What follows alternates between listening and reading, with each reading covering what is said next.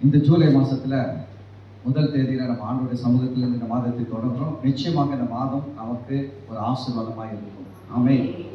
அல்லேலூயா. சரி, இந்த மாதத்தில் ஆண்டோடைய வார்த்தைக்கு நான் போகலாம்.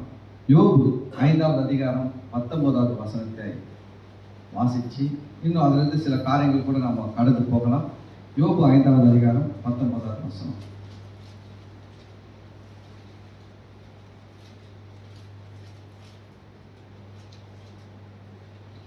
ஆறு இக்கட்டுகளுக்கு உம்மை நீங்களாக்குவார், ஏழாவதிலும் பொல்லாப்பு உம்மை தொடாது. 6 மாசமா கர்த்தர் நீங்களாக்கினார். இந்த 7வது மாசத்துல உள்ள பொல்லாப்பு என்ன பண்ணாது? யோபுடைய வார்த்தையில் ஆண்டு சொல்லும் போது இதை படிக்கும்போது ரொம்ப சந்தோஷமா இருந்தது. கர்த்தர் எவ்வளவு நல்லவர். 6 முறை காப்பாத்திட்டோம், விட்டுடலான்னு விட மாட்டார். இவ்வளவு நேரம் உதவி செஞ்சிட்டோம், அவன் கொஞ்சம் பார்த்துட்டோன்னு விட்டுற மாட்டார். அதான் இங்க யோபு சொல்றாரு. யோபு சொல்லப்படுது, கர்த்தர் ஒன்றை செய்ய தொடங்கும் பொழுது பாதியில நிறுத்த மாட்டார்.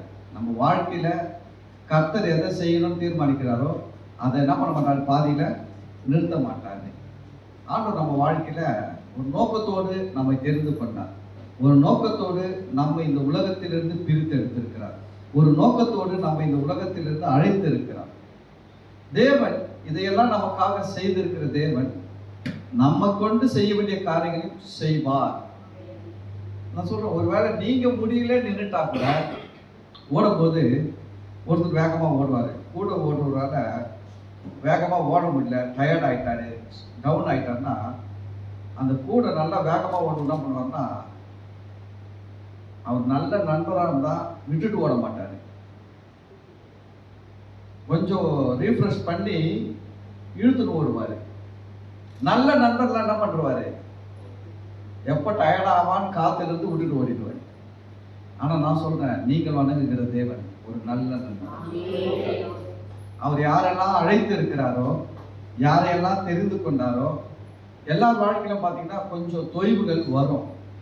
கொஞ்சம் தொய்வுகள் வரும்பொழுது நம்ம ரன்னிங் ஸ்லோவாகும். நம்ம ஆண்டவருக்காக வாழ்கிற வாழ்க்கையின் தரம் கொஞ்சம் கூட என்ன பண்ணணும்? குறையும். ஆனா அது மாதிரி நேரத்துல தேவன் என்ன பண்றதுன்னா, நீ குறைஞ்சிட்ட, நீ சரியில்லை அப்படின்னு நம்மளை கைவிடுவது கிடையாது. அவர் என்ன பண்றாருன்னா, அந்த நேரத்துல அவரு ஸ்லோவாகி நம்மளுக்கு ஒரு வாட்டர் பாட்டிலை கொடுத்து, அதை கொஞ்சம் எலக்ட்ரில் போட்டு கொடுத்து கொஞ்சம் குடி அப்படின்னு செய்ய வச்சு, திருப்பி நம்மளை ரீஃப்ரெஷ் பண்ணி பலப்படுத்தி நிலைநிறுத்தி சகாயம் செய்து நம்மை அவரோடு கூட ஓட வைக்கிறார். அல்லேலூயா. 7வது மாசத்துல கர்த்தர் உங்களுக்கு அப்படியே செய்வார். யாரெல்லாம் சோர்ந்து போயிருக்கிறீங்களோ, ஜெபம் பண்ண முடியல பாஸ்டர், நல்லா ஜெபம் பண்ணேன், ஆனா இப்ப என்னால சரியா ஜெபம் பண்ண முடியல அப்படின்னா, இந்த மாசத்துல கர்த்தர் வாழ்க்கை ஒரு பலனை கொடுப்பார். 7ஆவதிலும் பொல்லாப்பு உண்மை தொடாது. அல்லேலூயா. 6 வரைக்கும் பொல்லாப்பு என்ன பண்ணல, உன்னை தொடல. 7ஆவதுலயும் 6 மாசம் உனக்கு எந்த கெடுதலும் நடக்கல. பிசாசு வந்து சொல்லுவான், இத்தனை மாசம் நடக்கல, இன்னும் போட்டு வரும் பாரு. இல்ல, 7ஆவதுலயும் வராது. அல்லேலூயா. அப்படின்னா என்னன்னா, இது வரைக்கும் செஞ்சாரு, இது மேல செய்வார். சாமுவேல் ரொம்ப அழகா சொல்றாரு. சாமுவேல் எடுத்தீங்கன்னா 1 சாமுவேல் 7வது அதிகாரம் 12வது வசனத்துல சாமுவேல் ரொம்ப அழகா சொல்வாரு. 1 சாமுவேல் 7வது அதிகாரம் 12வது வசனம்.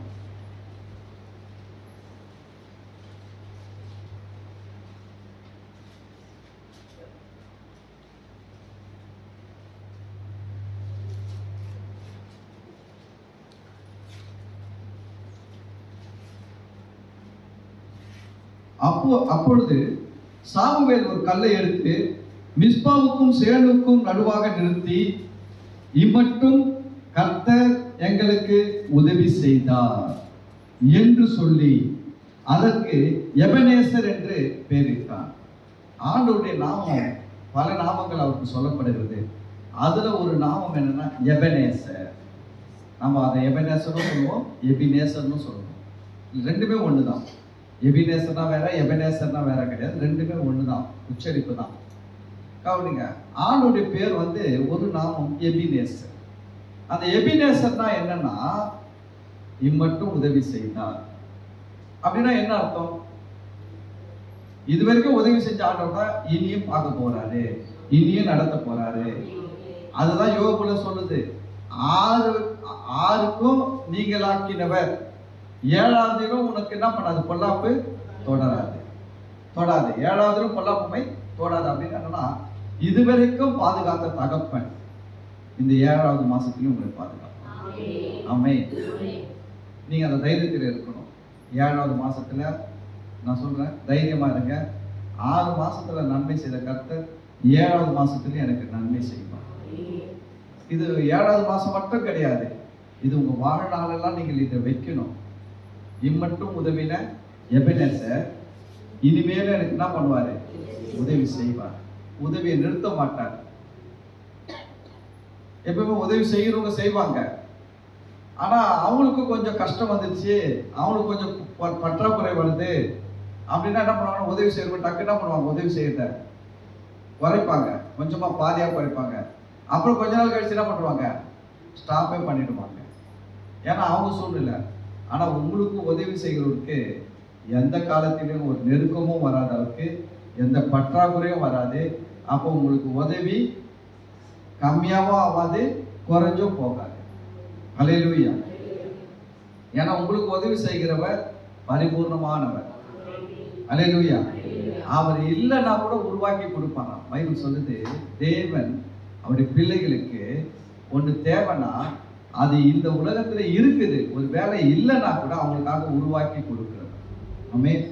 அப்போ இந்த 7வது மாசத்துல அந்த யோபு சொன்னதுதான், 6 இக்கட்டுகளுக்கு உம்மை நீங்களாக்குவார், 7வதிலும் பொல்லாப்பு உம்மை தொடாது.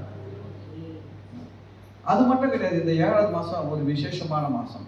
7வது மாதம் முதல் தேதி ஒரு விசேஷமான தேதி. லேவியராகமம் 23வது அதிகாரம் 24வது வசனம். லேவியராகமம் 23வது அதிகாரம் 24வது வசனம் பாருங்க.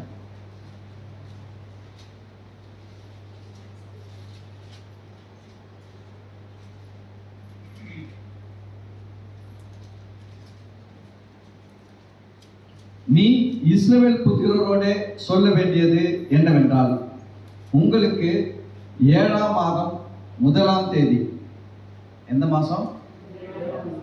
7ஆம் மாதம் 1ஆம் தேதி இன்னிதான் எக்கால சத்தத்தால் ஞாபகக்குறியாக கொண்டாடப்படுகிற பண்டிகை என்கிற சபை கூடும் பரிசுத்த ஓய்வு நாளாய் இருப்பதாக. அல்லேலூயா. 7ஆம் மாசம் 1 தேதி வந்து பார்த்தீங்கன்னா ஒரு எக்காலம் ஊதுகிற மாதம், பண்டிகை மாதம். 7ஆம் மாதம் 1 தேதியில என்ன பண்றது, அந்த ஆண்டவர் பண்டிகை மாதமாக டிக்ளேர் பண்றாரு அந்த மாசத்தை. நான் சொல்றேன், இந்த மாசம் உங்களுக்கு ஒரு ஃபெஸ்டிவல் மந்த். சந்தோஷமா இருங்க. நம்ம ஆளுங்க இப்ப அந்த கிறிஸ்துமஸ் மாசத்துல தான் சந்தோஷமா இருப்பாங்க, ஈஸ்டர் மாசத்துல தான் சந்தோஷமா இருப்பாங்க. நான் சொல்றேன், நமக்கு எல்லா மாசமும் பண்டிகை மாதம் தான். அல்லேலூயா.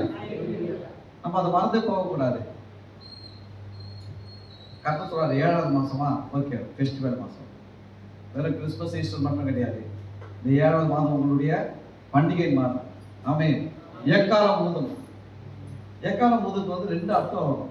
ஒன்று, யுத்தத்துக்கு போகும்போது எக்காலம் ஊதுவாங்க, அது ஒரு சவுண்ட்ல வரும். அந்த சவுண்ட் வச்சு ஜனங்க என்ன பண்ணுவாங்க, யுத்தத்துக்கு ஆயத்தமாவாங்க. எக்காலம் இன்னொரு சவுண்ட்ல வரும். இன்னொரு சவுண்ட்ல வந்தா என்ன பண்ணுவாங்கன்னா, ஜனங்கள் ஜென்ரலா கூடி வருவாங்க, பொதுவா கூடி வருவாங்க. இன்னொரு நேரத்துல சில நேரத்துல எக்காலம் ஊதுனாங்கன்னா தலைவர்கள் மட்டும் வரணும். அந்த எக்காலம் ஊதுறதுல நிறைய டிஃப்ரெண்ட் சவுண்ட் வச்சிருந்தாங்க. எக்காலம் வந்து ஆங்கிலத்தில் ட்ரம்பட்டுன்னு வரும், தமிழ்ல எக்காலம். அதுல வந்து சவுண்ட் வித்தியாசமா இருக்கும். பார்த்துருக்கிறீங்களா? ஒரே கீபோர்ட் தான், ஆனா டிஃப்ரெண்டா சவுண்ட் இருக்குது. ஒரே கிட்டார் தான், ஆனா டிஃப்ரெண்டா வாசிக்கிறாங்க. பிபி ஊதுறாங்க பார்த்தீங்களா? இந்த பிபி ஊதுறது கூட ஒரே மாதிரி ஊத மாட்டாங்க, அதுலயும் நிறைய டிஃப்ரெண்ட் காட்டுறாங்க.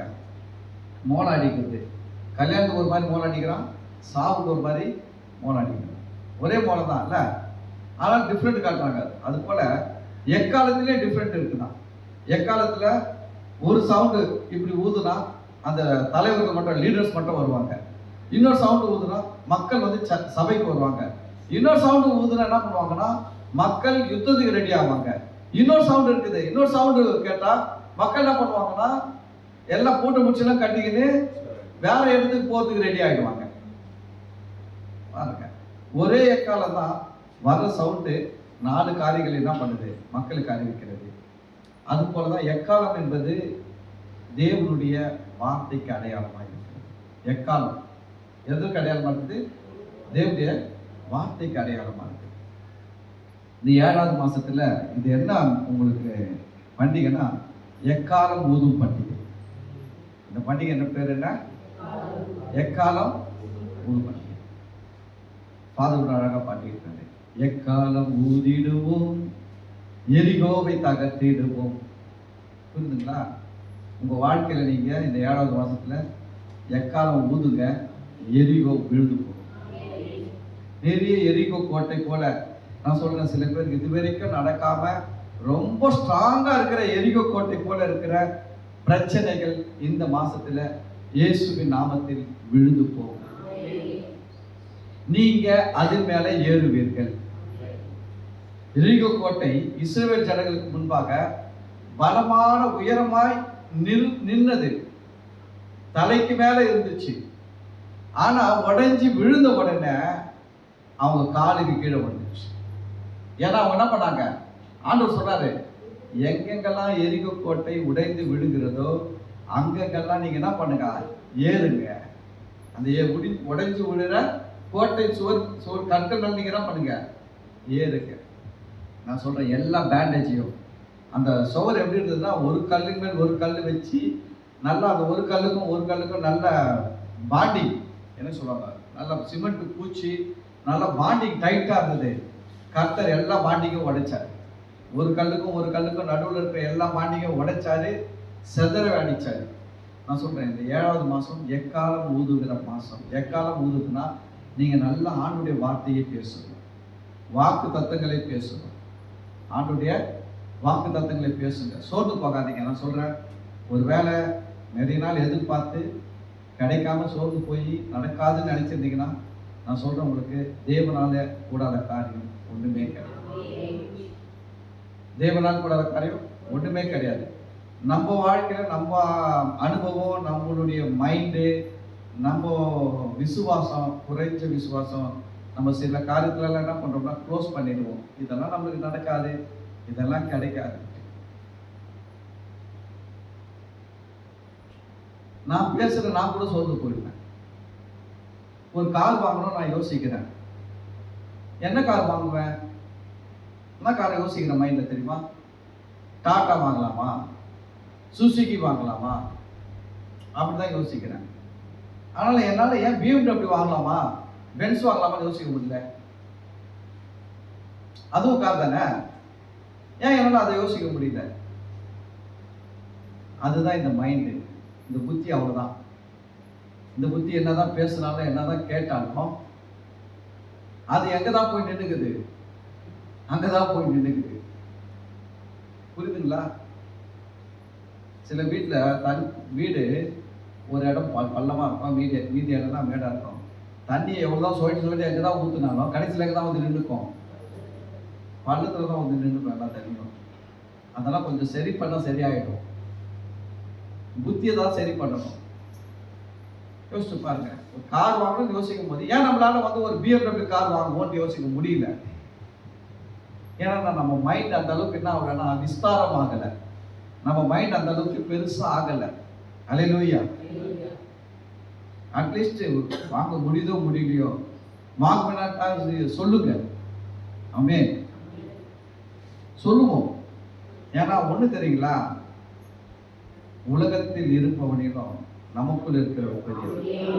நம்ம கூட இருக்கிறவர் யோனாவிலும் பெரியவர், சாலமோனிலும் பெரியவர், தேவாலயத்திலும் பெரியவர் நம்ம கூட இருக்கிறாரு. அல்லேலூயா. ஆனா நிறைய நேரம் நம்ம வந்து யாரை தான் பார்க்கணும்னா நம்மள தான் பார்த்துக்கிறோம், கூட இருக்கிறவர் கவனிக்கிறதே கிடையாது. அதனால இந்த 7வது மாசத்துல நீங்க நல்லா பேசுங்க, ஆண்டவருடைய வார்த்தைகளை பேசுங்க. சொல்லுங்க, இன்னும் எனக்கு வயசானா கூட இன்னும் வாலிபனா இருப்பேன்.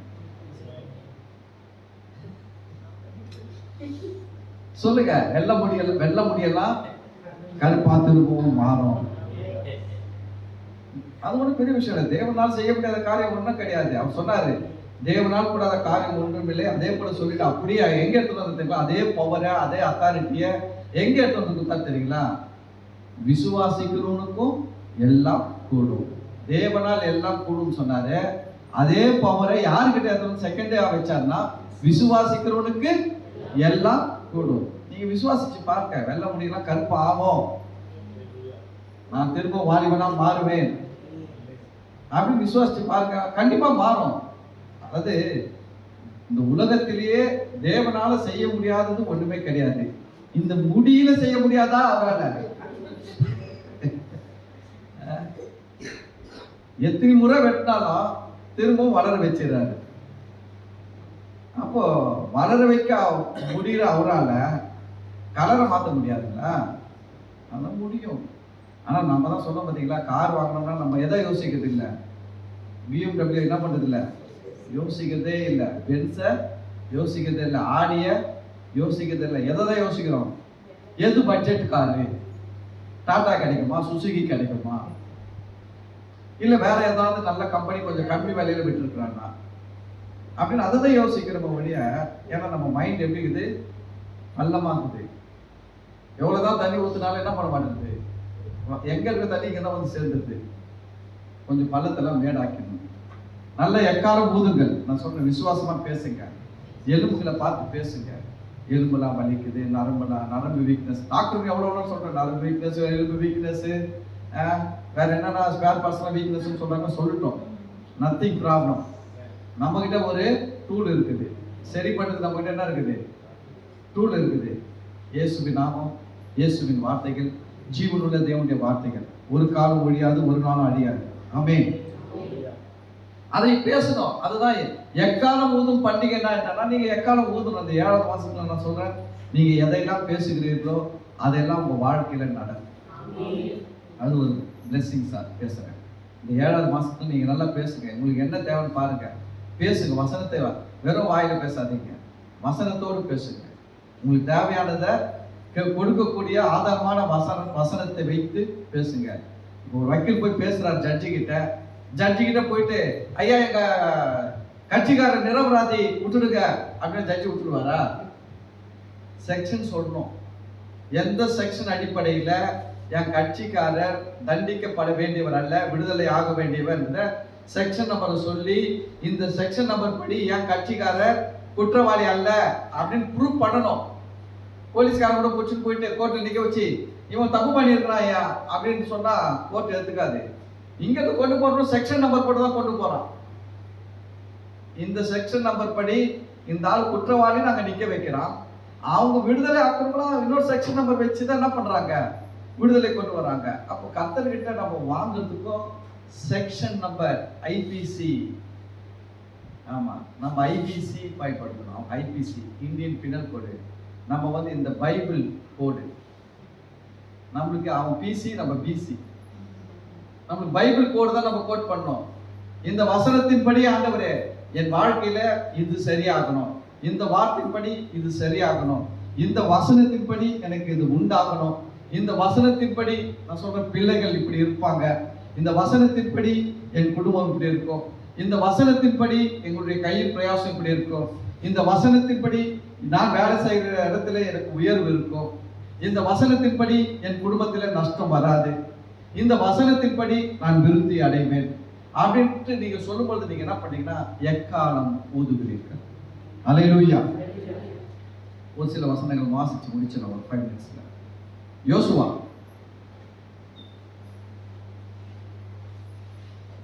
என்னாகும் 29:1 கூட நோட் பண்ணிக்கங்க.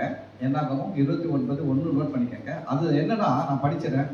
7ஆம் மாதம் 1 தேதி பரிசுத்த சபை கூடும் நாளா இருக்க கடவுளே, அதில் சாதாரணமான யாதொரு வேலையும் செய்யலாகாது, அது உங்களுக்கு எக்காலம் ஊதும் நாளா இருக்க வேண்டும். 7ஆம் மாதம் 1 தேதி என்ன ஊதும் நாள்? இப்ப நான் என்ன பண்ணிருக்கிறேன், எக்காலம் தான் ஊதி இருக்கிறேன். நான் என்ன பண்ண உங்களுக்கு எக்காலம் தான் ஊதி இருக்கிறேன். சரி, யோசுவா 6வது அதிகாரம் 4வது வசனமும் 20வது வசனமும் 2 வசனம் தான் படிக்க போறோம். எரிகோ கோட்டையை பற்றி இது பேசுகிறது. இஸ்ரவேல் ஜனங்கள் யோர்தானை கடந்து விட்டார்கள். தொடர்ந்து கானான் தேசத்துக்குள்ள வந்துட்டாங்க. கானான் தேசத்துக்குள்ள வந்த உடனே முதல் தேசமே கானான்ல எதுதான் இருக்குது? எரிகோ தான் இருக்குது. அவங்க உள்ள கானானுக்குள்ள வந்த உடனே என்ட்ரான உடனே அவங்க சுதந்திரிக்க வேண்டிய நாடு, முதல் நாடே எதுதான்? எரிகோ. ஆனா அந்த முதல் நாடே எரிகோ எப்படி இருக்குதுன்னா பயங்கரம் தடையா இருக்குது. அவங்களால உள்ள போகவே முடியாது. இஸ்ரவேல் ஜனங்களால போகவே முடியாதுங்க. அவங்க மாம்ச பலத்துல அந்த எரிகோவை தாண்டி அவங்களால போகவே முடியாது. பலமான கோட்டை. அந்த கோட்டை சுவர் மட்டும் நம்ம சர்ச்சில் மாதிரி கிட்டத்தட்ட இந்த லெவல்ல இருக்குது. இந்த அளவுல இந்த அகலத்துல சுவரை கட்டி வச்சிருக்கிறான். அந்த சவுத்து மேல ரதம் ஓடுகிறது. அந்த சவுத்து மேலதான் எரிகோ கோட்டையின் சுவர் மேலதான் ராகாப் என்னும் பேசி வீடு கட்டி வாழ்ந்துட்டு வராங்க. ஹலோ, கோட்டையில எப்படி ஏறுவாங்க? எல்லாம் கைது பிடிச்சிட்டு ஏறுவாங்க? இல்ல, இவ்வளவு பெரிய சுவர் கட்டி இருக்கிறோம், சின்னதா படிக்கட்டு கட்டி வைக்க மாட்டான். ஒரு ஆள் ஏறி இறங்க மாதிரி சைட்ல உள் சைட்ல என்ன பண்ணி வச்சிருக்கான்? சின்னதா ஒரு 2 அடியில படிக்கட்டு கட்டி வச்சிருப்பாங்க. நான் அந்த சுவர் கோட்டையெல்லாம் பார்த்து வந்திருக்கிறேன். எரிகோ கோட்டையெல்லாம் சுவர்ல அந்த கோட்டையாண்டெல்லாம் பாத்தீங்கன்னா பெரிய பெரிய கோட்டைகள்லாம் இருக்கிறது. போன இஸ்ரேல் தேசத்துல கோட்டை பெருசா இருக்குது. உள்ள பாத்தீங்கன்னா அந்த படிக்கட்டு வச்சிருக்கிறாங்க. படிக்கட்டு மேல ஏறி போனா மேல லாரியே ஒரு அளவுக்கு இடம் இருக்குது. வெளியில இருந்து பார்த்தா அது எவ்வளவு தடிப்புன்னா தெரியாதுங்க. சவுர் விட்டா இந்த சவுர் மாதிரி இவ்வளவு தெரியும். இப்ப நம்ம போட்டுக்கிற இந்த சர்ச்சுடைய இந்த வால்ல இருக்கிற இது எவ்வளவு தடிப்பு நமக்கு தெரியுங்களா? தெரியாது. 6 mm அவ்வளவுதான். அந்த ஷீட் எவ்வளோ? 6 mm தான். ஆனா நீங்க இதை பார்த்துட்டு எல்லா சவரும் இதே மாதிரி இருக்குன்னு சொன்னா சில சவர் வந்து இவ்வளவு தடிப்புல இருக்குது. பழைய வீட்டுல போனீங்கன்னா இவ்வளவு பெரிய சவர் இருக்கு. புரியுதுங்களா? அப்ப இந்த எரிகோ கோட்டை கூட இங்க இருந்து பார்க்கும்போது தெரியல எவ்வளவு தடிப்புன்னுட்டு. நான் சொல்றேன் கேட்டுக்குங்க, நீங்க பார்க்க முடியாததெல்லாம் உங்களுக்காக தேவன் பார்க்கிறார். நீங்க பார்க்க முடியாத ஆபத்துகளை தேவன் உங்களுக்காக பார்க்கிறார். நீங்க பார்க்க முடியாத ஆசீர்வாதங்களை தேவன் உங்களுக்காக பார்த்து செயல்படுகிறார். இவங்களுக்கு தெரியுமா அந்த எரிகோ கோட்டையில இவ்வளவு தடிப்பு இருக்குது, அவ்வளவு தடிப்பு இருக்குங்களா? இஸ்ரவேல் ஜனங்களுக்கு தெரியாது. அவங்க என்ன பண்றாங்க? நார்மலா பாக்குறாங்க, அது ஒரு கோட்டை சுவர் மாதிரி இருக்குது. ஆனா கர்த்தருக்கு தான் தெரியும் எவ்வளவு தடிப்பு. அதுல 2 ரதம் ஓடும், வீடு கட்டி வச்சுக்கிறாங்கன்னா அது எவ்வளவு பெருசா இருக்கும். எப்படி எல்லாம் கட்டி இருக்கிறான். அவன் எரிகோ கோட்டையை கட்டணும், எப்படி கட்டினான்? அது ஸ்ட்ராங்கா இருக்குது. என்ன சிமெண்ட் போட்டான்? அம்புஜா சிமெண்ட் போட்டானா? எல்என்டி சிமெண்ட் போட்டானா? வேற என்னென்னலாம் போட்டான் ஸ்ட்ராங் ஆகிறதுக்கு? எல்லாம் அவர் பார்த்து அறிந்து வைத்திருக்கிறார். அதை எப்படி உடைக்கணும்னு அவருக்கு தான் தெரியும். தெரியுங்களா உங்களுக்கு? அவருக்கு தெரியும். நான் சொல்றேன், உங்க வாழ்க்கையில் இருக்கிற எரிகோ கோட்டை போல இருக்கிற எல்லா பிரச்சனைகள், போராட்டங்களை கர்த்தர் இந்த மாசத்துல இயேசுவின் நாமத்தினால் உடைப்பார். உங்களுக்கு முன்னாடி இருக்கிற எரிகோ கோட்டைகள் உடையும். இந்த மாசத்துல ஒரு பெரிய ஃப்ரீனஸ் வரப்போது. இயேசுவின் நாமத்துல ரிசீவ் பண்ணிக்கங்க. பாருங்க, இந்த எரிகோ கோட்டை கிட்ட போயிட்டாங்க. முதல் தேசம் முடியல, உள்ள போக முடியல. ஆண்டவர் என்ன சொன்னா தெரியுங்களா? நீ ஒண்ணுமே பண்ணாத. முதல் நாள் ஒரு முறை போயிட்டு சுத்திட்டு வரணும். ஆசாரியர் போனோம், அப்புறம் பின்னாடி யுத்த வீரர் போனோம், ஜனங்க போனோம். போயிட்டு முதல் நாள் போய் என்ன பண்ணோம்? கோட்டைய ஒரு நாள் ஒரு முறை சுத்தணும், 2வது நாள் ஒரு முறை, 3வது நாள் ஒரு முறை, 4வது நாள் ஒரு முறை, 5வது நாள் ஒரு முறை சுத்தணும், 6வது நாளும் ஒரு முறை சுத்தணும், 7வது நாள் அதிகாலமே எழுந்திருக்கணும். ஏன் 7வது நாள் சீக்கிரம் எழுச்சிக்க சொன்னாருன்னா, 7வது நாள் எழுந்திருச்சு 7 தரம் சுத்தணும். எத்தனை முறை சுத்தணும்? 7வது நாள் மட்டும் ஒரு தரம் கிடையாது. 7ஆம் நாள் 7 தரம் சுத்தி என்ன பண்ணணும்? சுத்தி எடுத்து அடிக்கணும்னு சொன்னாரா? எக்காலம் ஊதி ஆர்ப்பரி. ஆசாரியர்கள் என்ன பண்ணணும்? எக்காலம் ஊதணும். ஜனங்கள் என்ன பண்ணணும்? ஆர்ப்பரிக்கணும். அப்போ அப்படி ஆர்ப்பரிக்கும் பொழுது ஆண்டவர் சொன்னாரு, கோட்டை உடையும். அல்லேலூயா. கோட்டை என்ன பண்ணுவேன்? நானே உடைப்பேன். உடைச்ச உடனே எது உனக்கு தடையா இருந்ததோ நீ அது மேல ஏறுவேன். அது உன் காலு கீழே வந்துடும். உன் தலைக்கு மேல இருந்த பிரச்சனை இப்ப எங்க வந்துடும்? காலுக்கு கீழே வந்துடும். விசுவாசிக்கிறவங்க ஒரு அல்லேலூயா. ஆமென். சொல்லுங்க, என் தலைக்கு மேல இருக்கிற பிரச்சனை இயேசுவின் நாமத்துல இந்த மாசத்துல என் காலுக்கு கீழே வந்துரும். ஆமென். அதுதான் நடக்குது. அதுதான் படிக்கணும் பாருங்க. யோசுவா 6வது அதிகாரம் 4வது வசனம் 20வது வசனம் வாசிச்சு முடிச்சிடலாம். 7 ஆசாரியர்கள் பெட்டிக்கு முன்பாக 7 கொம்பு எக்காலங்களை பிடித்து கொண்டு போக வேண்டும். 7ஆம் நாளில் பட்டணத்தை 7 தரம் சுற்றி வர கடவர்கள். ஆசாரியர்கள் எக்காலங்களை ஊத வேண்டும். எரிகோ கோட்டை உடையணும்னா என்ன ஊதணும்? வேணும் ஆர்ப்பரிக்கிறது இல்லை. ஹலோ, ஆர்ப்பரிப்பு பின்னாடி, ஆனா அதுக்கு முன்னாடி என்ன இருக்குது? எக்காலம் ஊதணும். நிறைய பேர் ஆர்ப்பரிக்க மட்டும்தான் சொல்லி கொடுத்தாங்க, எக்காலம் ஊதத்தை சொல்லி கொடுக்கல. எரிகோ கோட்டை உடையணும்னா என்ன பண்ணணும்? நிறைய பேர் என்ன சொல்றாங்க? ஆர்ப்பரிப்போம். ஹலோ, ஆர்ப்பரிக்கிறதுக்கு முன்னாடி எக்காலம் ஊதணுங்க. எக்காலம் ஊதிட்டு தான் ஆர்ப்பரிக்கணும். கோட்டை அப்பதான் உடையும் ப்ரொசீஜர். எக்காலம் ஊதுது என்ன? நீங்க வாக்கு தத்தங்களை பேசுவது, தேவனுடைய வார்த்தைகளை பேசுவது, தேவனுடைய வசனங்களை பேசுவது, எக்காலம் ஊதுவது. பாருங்க 20வது வசனம். எக்காலங்களை ஊதுகையில் ஜனங்கள் ஆர்ப்பரித்தார்கள். எப்ப ஆர்ப்பரிச்சாங்க?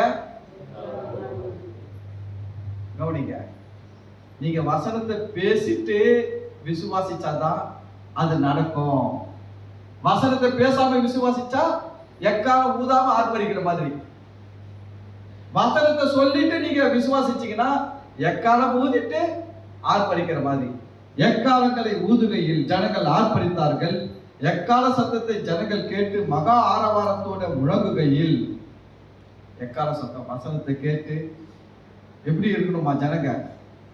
மகா ஆரவாரத்தோட. நான் சொல்றேன், நீங்க ஆண்டுடைய வசனத்தை நீங்க கேட்கும் போது உள்ளுக்குள்ள ஒரு தைரியம், ஒரு விசுவாசம், ஒரு நம்பிக்கை, என்ன சொல்றது, நல்ல உணர்வு. நிச்சயமா ஆண்டவர் எனக்கு செய்வார், என் வாழ்க்கை மாறும், என் குடும்ப பிரச்சனை தீரும், என்னுடைய பலவீனம் மறையும், எனக்கு ஆசீர்வாதம் நல்லா வரப்போகுது அப்படின்லாம் ஒரு அந்த ஆர்ப்பரிப்பு உள்ளத்துல வரணும்.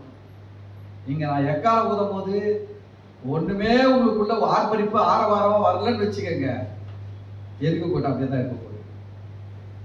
வாரம் எக்காலம் ஊதி இருக்கிறேன், வாரம் வந்து ஆர்ப்பரிக்கலைன்னா எரிக்க கோட்டை என்ன பண்ணும்? ப்ரொசீஜர் என்ன? எக்காலம் ஊதணும், ஆர்ப்பரிக்கணும், அப்புறம் தான் என்ன பண்ணுது? எரிக்க கோட்டை உடையுது. இது வந்து ஒரு ஃபார்முலா மாதிரி வச்சுக்கிறார் ஆண்டவர். வசனத்தை கேட்கணும், அதை விசுவாசிக்கணும், அதன் அடிப்படையில் ஜெபிக்கணும்.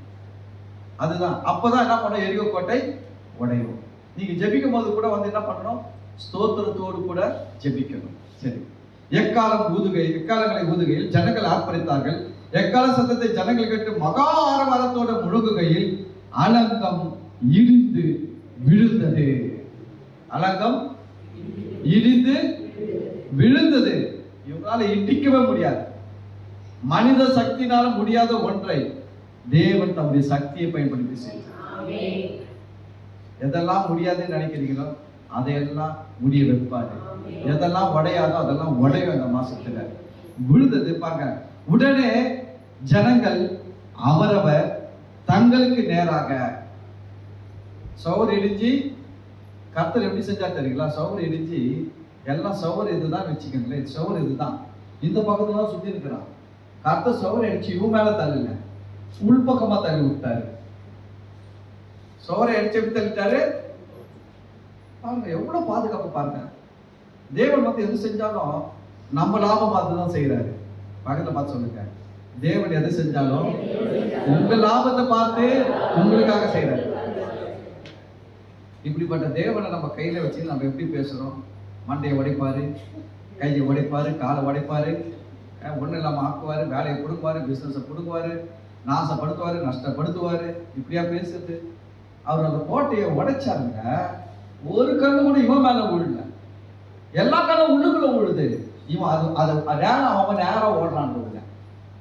எப்படி செஞ்சாரு பாருங்க. அதுதான் ஆண்டவர். அதுதான் பாருங்க. அலங்கம் இடிந்து விழுந்தது, உடனே ஜனங்கள் அவரவர் தங்களுக்கு நேராக பட்டணத்தில் ஏறி பட்டணத்தை பிடித்து ஜெயிச்சிட்டாங்க. அல்லேலூயா. இந்த 7வது மாசம் நீங்க எக்காலம் ஊத போறீங்க, ஆர்ப்பரிக்க போறீங்க. அலங்கம் நிச்சயமா இடிந்து விழும். நீங்க பட்டணத்தை பிடிப்பீர்கள். ஆமென். அல்லேலூயா. அப்போ 6 இக்கட்டுகளுக்கு என்னை நீங்களாக்கினார். 7வதிலும் பொல்லாப்பு என்னை தொடாது. 6 மாசம் என்னை பாதுகாத்து வழி நடத்தினார். 7வது மாசத்திலையும் எந்த பொல்லாப்பும் எனக்கு வராது. ஆமென். கர்த்தர் உங்களை ஆசீர்வதிப்பார். God bless you. நம்ம எல்லாரும் ஜெபிக்கலாம். ஸ்தோத்திரம் ஆண்டவரே. இந்த 7வது மாசத்துல ஆண்டவரே எங்க நல்ல வார்த்தைகளை கேட்கும்படி எங்களுக்கு கொடுத்த கிருபைக்காக நன்றி ஆண்டவரே. இந்த நாளில் கூட எக்காலம் போல இருக்கிற உங்களுடைய ஜீவனுள்ள வார்த்தைகளை, வாக்கு தத்தங்களை நாங்கள் வாசிக்கிற வேலையில ஆண்டவரே, நாங்கள் இதை விசுவாசிக்கிற வேலையில எரிகோ போல இருக்கிற எப்படிப்பட்ட பிரச்சனையும் எங்களுக்கு முன்பாக எவ்வளவு உயரமாக நின்னாலும், எவ்வளவு தடிமனாக நின்னாலும் அது நிச்சயமாக விழும். நாங்கள் அதன் மேல் ஏறி பட்டணத்தை பிடிப்போம் என்று இயேசுவின் நாமத்தில் சொல்லுகிறோம் ஆண்டவரே.